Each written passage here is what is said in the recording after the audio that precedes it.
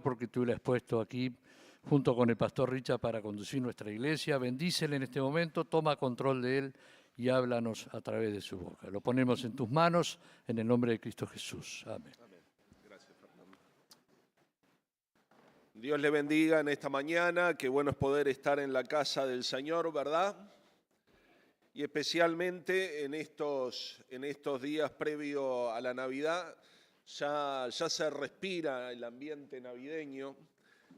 No sé si se dieron cuenta, villancicos, canciones navideñas, qué bueno es eso, ¿no? De más está de decir,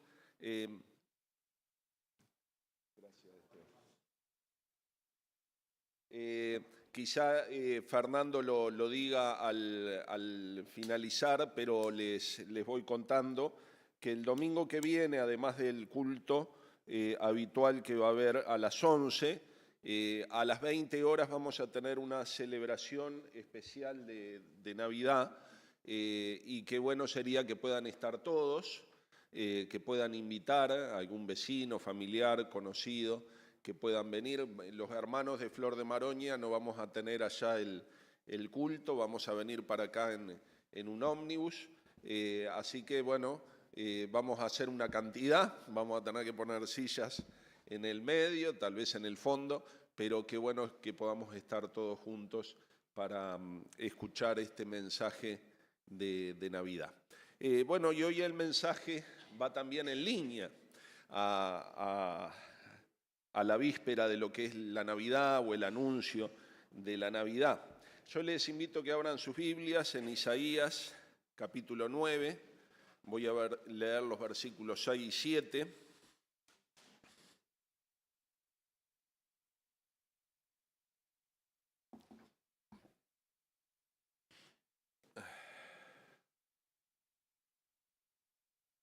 Lo tienen allí. Isaías capítulo 9, versículos 6 y 7, dice, porque un niño nos ha nacido, hijo nos ha dado, y el principado sobre su hombro, y se llamará su nombre admirable, consejero, Dios fuerte, Padre eterno, príncipe de paz. Lo dilatado de su imperio y la paz no tendrá límite sobre el trono de David y sobre su reino, disponiéndolo y confirmándolo en juicio, en justicia, desde ahora y para siempre. El celo de Jehová de los ejércitos hará esto.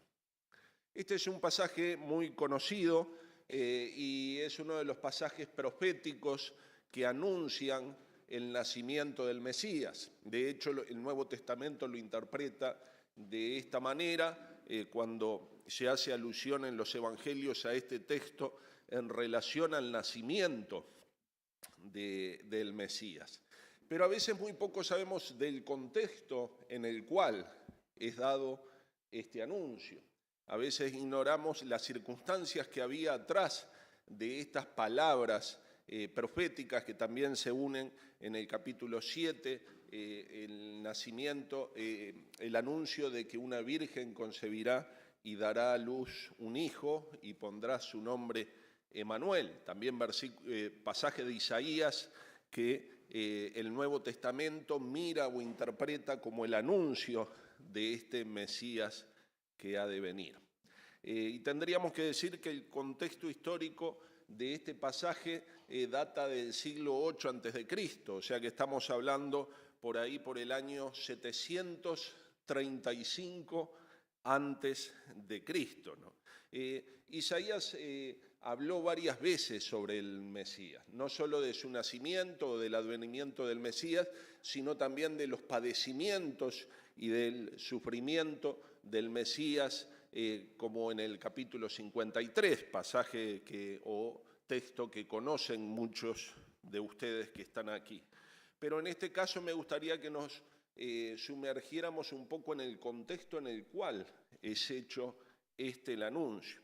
Y para eso vamos a tener que volver un par de hojas para atrás en la Biblia hasta el capítulo 7, versículo 1.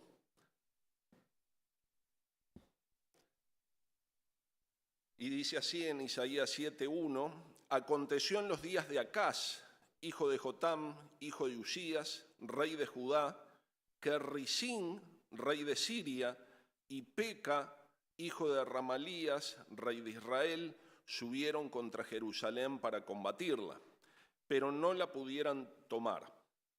Y llegó la noticia a la casa de David diciendo: Siria se ha confederado con Efraín, y se le estremeció el corazón y el corazón del pueblo, como se estremecían los árboles del monte a causa del viento. Era un tiempo complicado este. Ustedes saben bien que el reino de Israel, después de la muerte de Salomón, se dividió en dos: el reino del norte, donde había 10 tribus, reino del sur, que permanecieron Judá y Benjamín, y estas tribus se separaron, dos reinos diferentes que siguieron caminos distintos. Por lo general, los reyes del reino del sur adoraban a Dios y servían a Jehová, adorando en Jerusalén, y el reino del norte tomó un camino diferente y por lo general alejado de lo que Dios había mandado. Y en este caso, el rey de Israel, aquí se le llama de Efraín, porque bueno, prácticamente unían lo que era la tribu de Efraín, lo tomaban como si fuera el reino del norte. El rey del reino del norte, o sea, el rey de Efraín, se confederó o hizo alianza con Siria, con el rey de Siria, para venir a atacar al reino de Judá. ¿Por qué? Bueno, porque había un enemigo mayor, el imperio asirio, que estaba más al norte, que venía ganando fuerza, y estos reinos, el reino del norte de Israel con el reino de Siria, dijeron: bueno, hagamos alianza para resistir a los asirios que nos quieren invadir. Entonces le propusieron a Judá hacer una alianza. Hagamos una alianza para resistir juntos al imperio asirio, a lo cual el rey de Judá dijo no. Entonces lo que hicieron estos dos reinos del norte, dijeron: bueno, entonces vamos a combatir contra Judá. Y cuando sucedió esto, cuando empezaron la campaña para invadir Judá y se dieron cuenta que, bueno, ahora estaban en guerra, dice que se estremeció el corazón de Judá. Esto significa que entraron en pavor, que comenzó un miedo no solamente en el corazón del rey, sino en el corazón de todo el pueblo. La gente de la campaña o de la campiña pensaba: bueno, en cualquier momento los que vienen del norte, el reino de Israel con los sirios, van a caer y nos van a invadir. ¿Qué será de mi familia? Hoy me voy a acostar libre y mañana van a incendiar mis campos. El emprendimiento que con tanto esfuerzo he logrado, lo van a destruir. Quizá nos quiten la vida. Tal vez cuando vengan van a arrasar con todo lo que tenemos. Y así se acostaban a dormir cada noche pensando: este será el día de la destrucción de Judá. La gente dentro de Jerusalén, ya más protegida por las murallas, comenzaba a pensar: ¿cómo viviremos el asedio a la ciudad? Nos van a cortar el agua, van a cortar los víveres.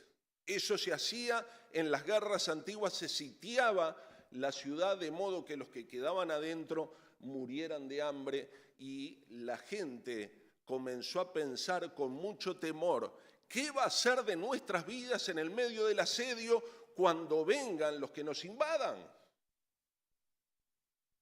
Y el rey tenía estas preocupaciones, pero a su vez se le sumaban otras. ¿Qué será de la dinastía davídica?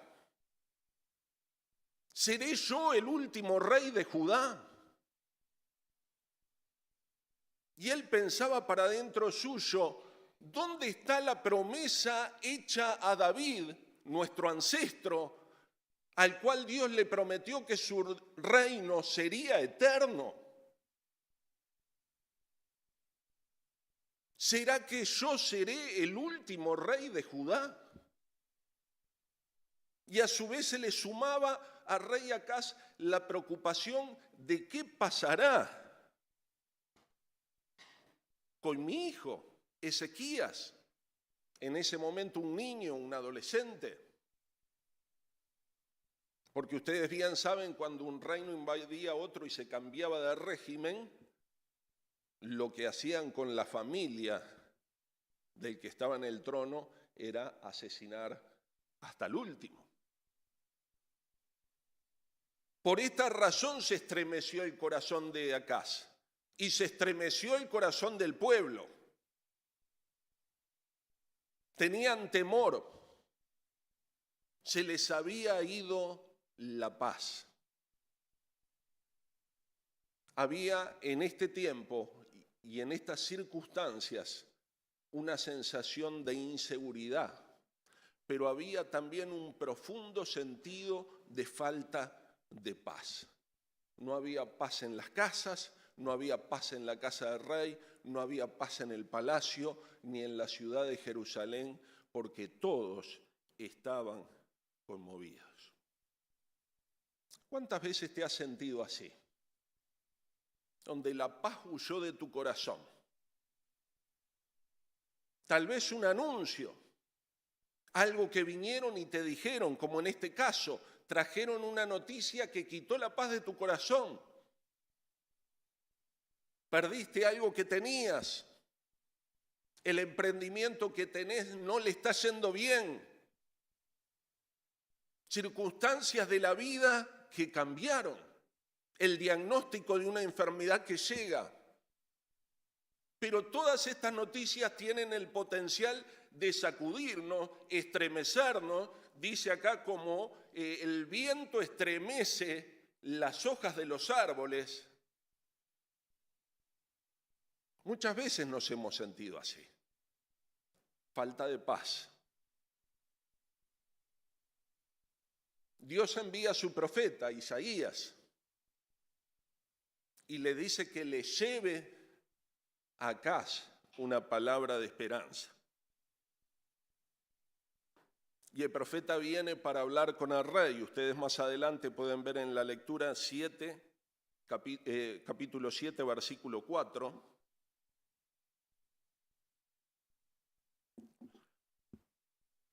Que Dios envía al profeta y dice, y dile,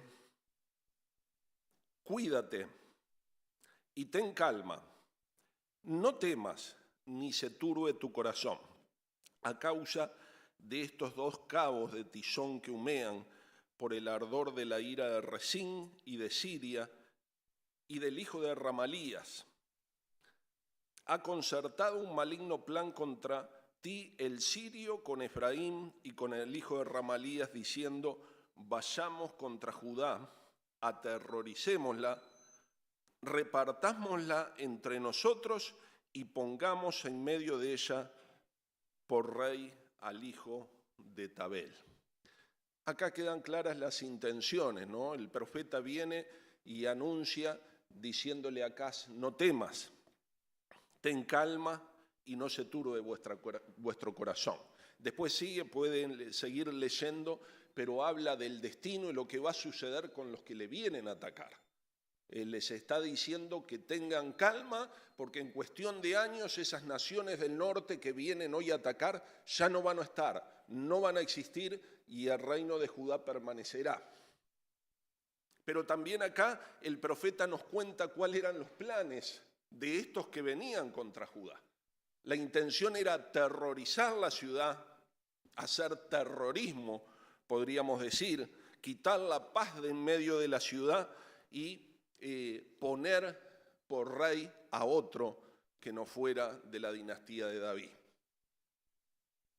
A este hijo de Tabel, algunos identifican al hijo de Tabel como al hijo del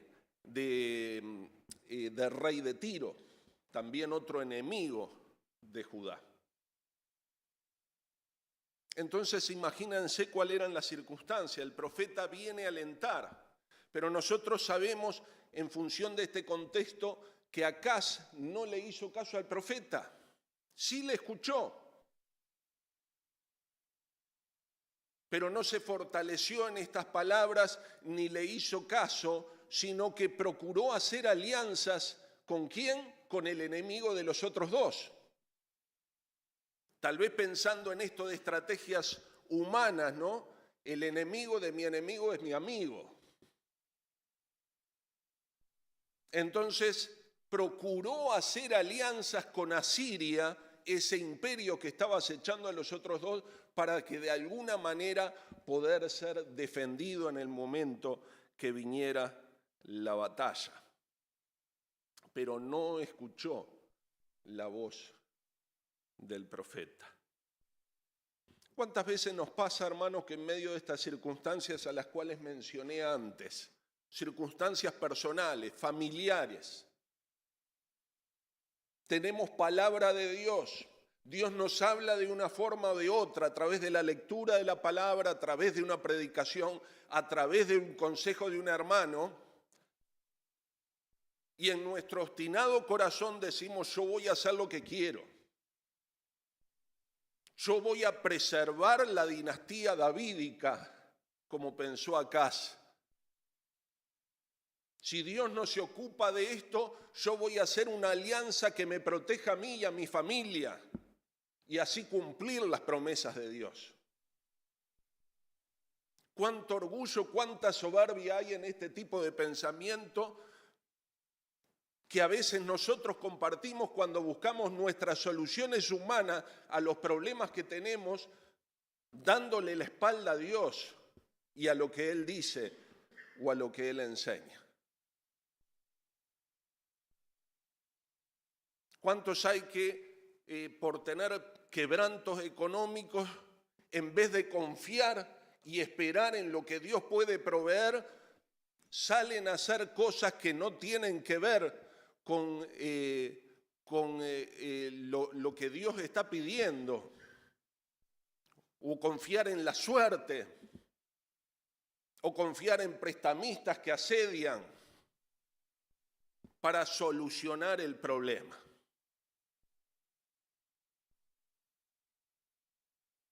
El rey Acaz hizo esto, y Dios manda de vuelta al profeta para que se encuentre con él.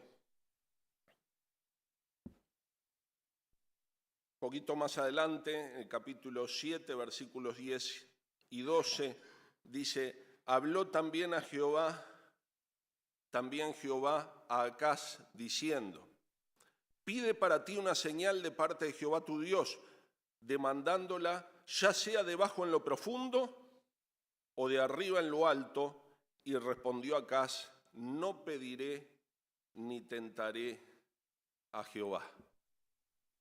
El profeta, poco tiempo después de esta charla que tuvo con Acaz, vuelve de nuevo a hablar con él. Y le dice: bueno, si no estás seguro, pide una señal, que Dios te la va a dar. Esa señal de que tu linaje va a permanecer, que la ciudad no va a ser invadida, que los enemigos tuyos van a caer. Pide una señal porque Dios te la dará.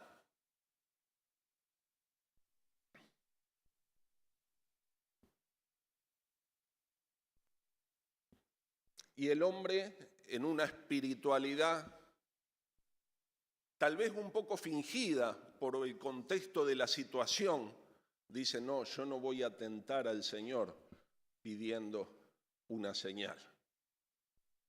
Cuando era el profeta de parte de Dios que se la estaba pidiendo o que se la estaba ofreciendo.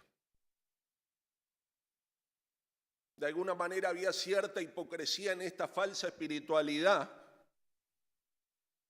porque él quería encubrir el camino que había seguido para solucionar el problema del reino del norte y de los sirios, que era convocar a los asirios para que peleen con ellos, dándole la espalda a lo que Dios decía. Y de una forma ingenua dice, no, yo no voy a pedir ninguna señal, voy a seguir con mi camino. Y es en este momento donde el profeta le dice, igual de todas maneras, Dios te va a dar una señal. En el capítulo 7, versículos 13 y 14, dice, dijo entonces Isaías, oíd ahora, casa de David, no os basta con ser molestos a los hombres, sino que también lo seáis a mi Dios. Por tanto, Dios mismo os dará señal, la Virgen concebirá y dará a luz un hijo y le pondrá por nombre Emmanuel. El rey evitó pedir una señal de Dios por el cumplimiento de esa promesa, pero el profeta, Dios por la boca del profeta Elías le dice, de todas maneras, Dios dará señal. Y este pasaje está apuntando directamente a Jesucristo. De alguna manera el profeta le estaba diciendo, bueno, levantá la cabeza y mirá hacia adelante, porque el linaje de David está asegurado, tu familia y tu hijo no sufrirán daño, porque Dios levantará un niño que será el Mesías.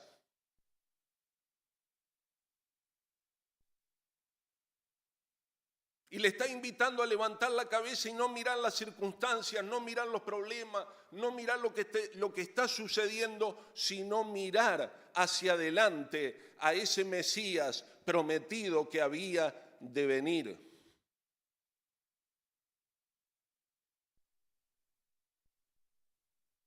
Un par de capítulos más adelante, hablando del niño, llega este versículo que hemos leído al principio. Porque un niño nos ha nacido, hijo nos ha sido dado, y el principado sobre su hombro, y se llamará su nombre admirable consejero, Dios fuerte, Padre eterno, príncipe de paz, y lo dilatado de su imperio y la paz no tendrán límites sobre el trono de David, sobre su reino, disponiéndolo y confirmándolo en juicio, en justicia, desde ahora y para siempre. El celo de Jehová de los ejércitos hará esto. En un tiempo donde el pueblo, el rey, su familia, anhelaba la paz, Dios le muestra y le hace levantar su cabeza. Ese reino de paz viene. Tus enemigos van a ser derribados. Pero ese reino hay que esperarlo. Ese reino viene, ese reino está en el Mesías. Jesús es ese niño que ha llegado para traernos paz.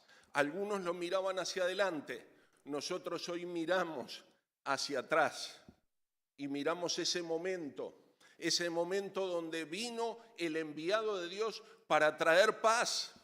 Los ángeles anunciaron esa paz.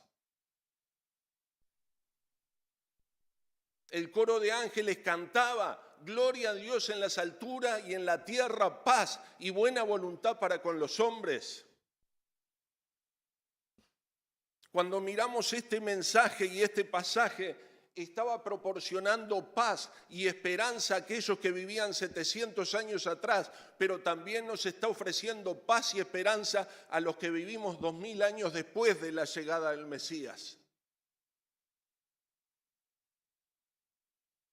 Ese príncipe de paz nació para traer paz a los hombres con Dios. Cada uno de nosotros, como dice en Efesios, éramos hijos de ira, estábamos enemistados con Dios. Por más que quisiéramos, no podíamos ser compatibles con Él por causa de nuestro pecado. Nuestro pecado nos estaba arrastrando y pesando y nos estaba llevando al infierno. En un proceso en nuestra vida de degradación, donde un pecado nos llevaba más abajo que el otro. Esclavos del pecado. Pero la venida de Jesucristo trajo esperanza a nuestra vida y por medio de la fe en Él, la fe en su sacrificio, podemos tener paz con Dios. Romanos 5:1 dice, justificados pues por la fe, tenemos paz para con Dios por medio de nuestro Señor Jesucristo. Él en la cruz pagó el precio de nuestros pecados. Todo ese pecado que nos agobiaba, que nos separaba, que nos esclavizaba, Jesús lo llevó en la cruz para traer paz. Por medio de su sacrificio y la fe en su sangre, podemos tener paz con Dios.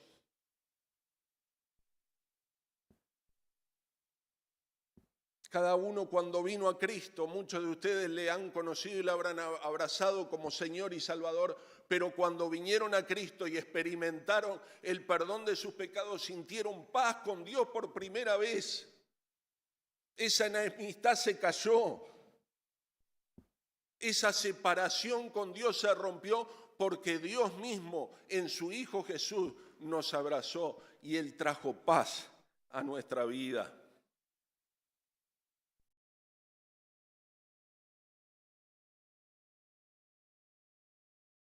La paz con Él. Por primera vez en nuestra vida pudimos sentir paz en nuestro corazón con nosotros mismos. Una paz sobrenatural, como dice el apóstol Pablo, paz que sobrepasa todo entendimiento.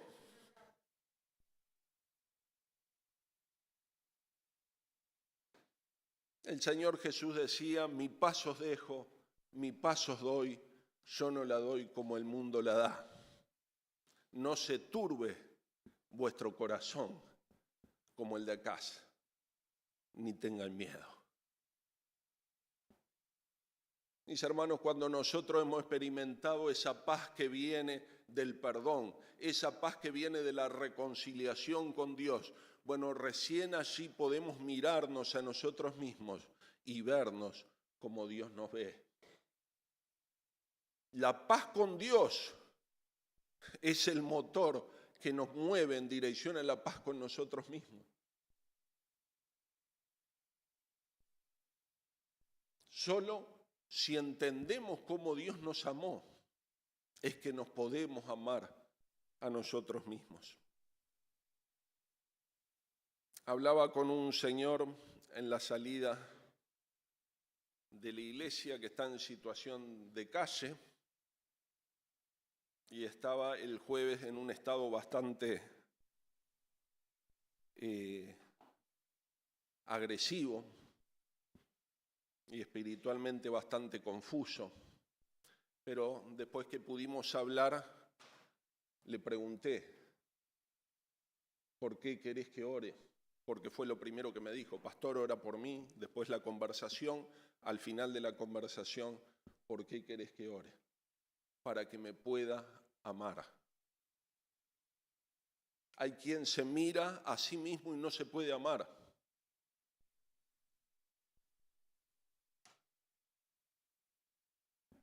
Porque se mira y ve su suciedad, ve sus pecados, ve su falta, ve su inmoralidad. Y realmente somos así. Pero cuando el Señor lleva nuestro pecado en la cruz, Él lo toma en sus espaldas y lo carga, paga nuestras cuentas, hasta la última cuenta Él la paga en la cruz. Y recién allí tenemos paz con Dios. Y después que tenemos la paz con Dios, podemos vernos a nosotros como pecadores perdonados, pecadores redimidos, comprados por la sangre de Cristo.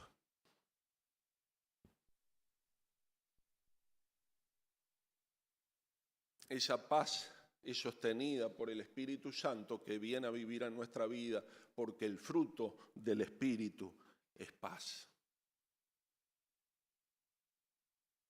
Y esta paz en nuestro interior también es la que lleva paz a nuestro alrededor.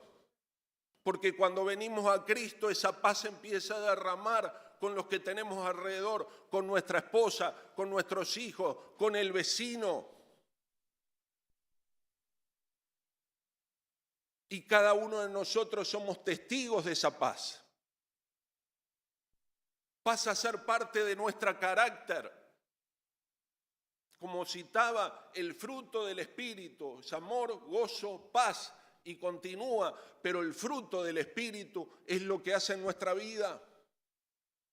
Jesús, predicando en el Sermón del Monte, decía, y hablando del carácter de los hijos del reino, bienaventurados los pacificadores, porque ellos serán llamados hijos de Dios.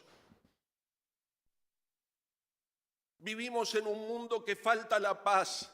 Uno lo mira a nivel internacional y las amenazas de guerra, como en ese tiempo de Acaz, están a la orden del día. Pero también en nuestro país falta la paz. ¿Cuánta violencia hay, hermanos? Sabemos que la violencia engendra violencia. Lastimosamente hay quienes piensan que con violencia van a arreglar los problemas de la violencia y lo que hacen es retroalimentar un círculo que nunca termina.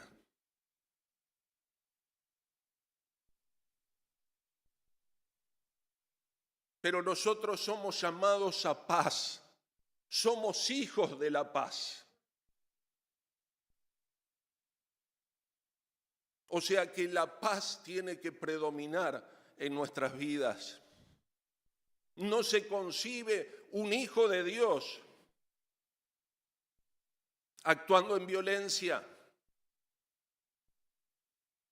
Uno de los problemas más graves de nuestra sociedad es la violencia intrafamiliar, que lamentablemente muchas veces es protagonizada por los hombres. Y alguien que se precie de ser cristiano tiene que renunciar a la violencia si es que Cristo vive en él. Los pacificadores serán llamados hijos de Dios. ¿Sos tú uno de esos pacificadores? El fruto del Espíritu en tu vida es paz, porque Cristo vino para darte paz.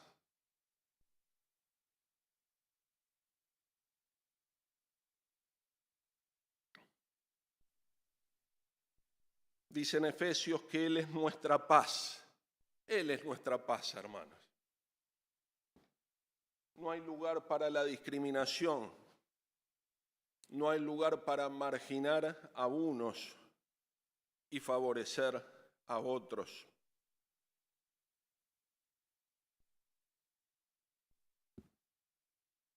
También, hermanos, en Jesús se promete una paz eterna.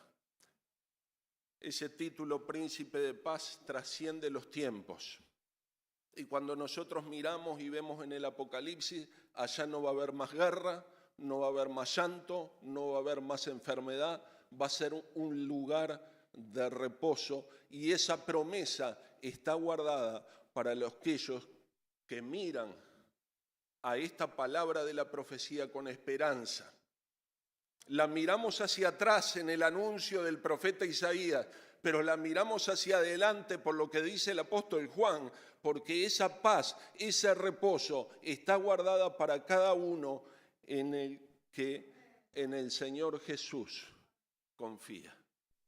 Y yo me pregunto, en esta mañana habrá alguien en este lugar que quieren entregarle la vida a este príncipe de paz. Tal vez hasta ahora te hayas sentido como Acaz y como la nación de Jerusalén, temeroso ante las circunstancias. Dios hoy te invita a poner tu confianza y tu esperanza en el Príncipe de Paz, Jesucristo. ¿Quieres entregarle tu vida hoy a Cristo? Yo le invito a la iglesia que esté orando.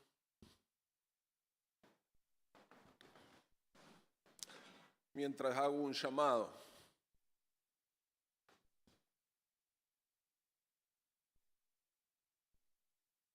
El Señor Jesús murió en la cruz por tus pecados. Él se entregó por tu vida. Él pagó el precio de tus deudas. Si acumulaste deudas delante de Dios, pecados, el Señor las pagó todas en la cruz. Él es nuestro Redentor, es aquel que compró nuestra deuda.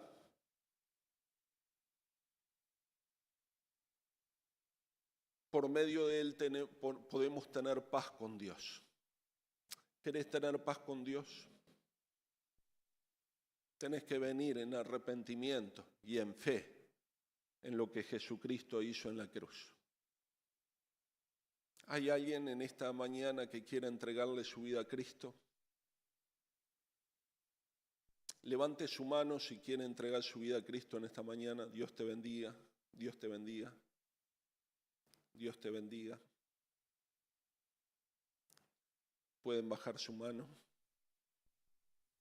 Yo te invito a que hagas una oración de entrega. Si nunca has orado, orar es hablar con Dios. Él está aquí, Él te escucha. No solo tus palabras, sino la intención de tu corazón. Aún Él conoce tus pensamientos, pero le podés decir aún verbalmente esta oración. Y le podés decir así, si querés repetir estas palabras o decirlas como salgan de tu corazón, pero decirle: Padre, reconozco que soy pecador, pecadora, que he vivido alejado de ti.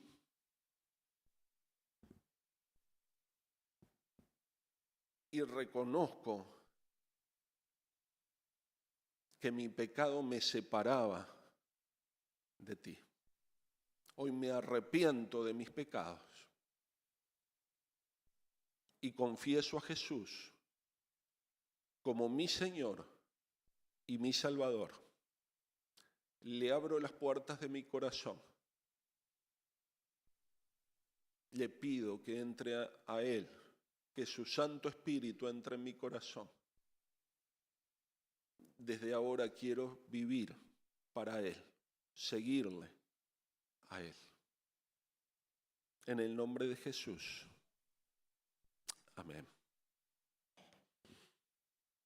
Si tú levantaste la mano, hiciste esta oración, o tal vez no levantaste la mano, pero hiciste esta oración por primera vez, nos gustaría poder hablar contigo antes de que te vayas de este lugar este día. Tanto el pastor Richard, que está allí en el fondo, como yo podemos conversar. Pero no te vayas sin poder charlar un minuto acerca de lo que significa esta decisión.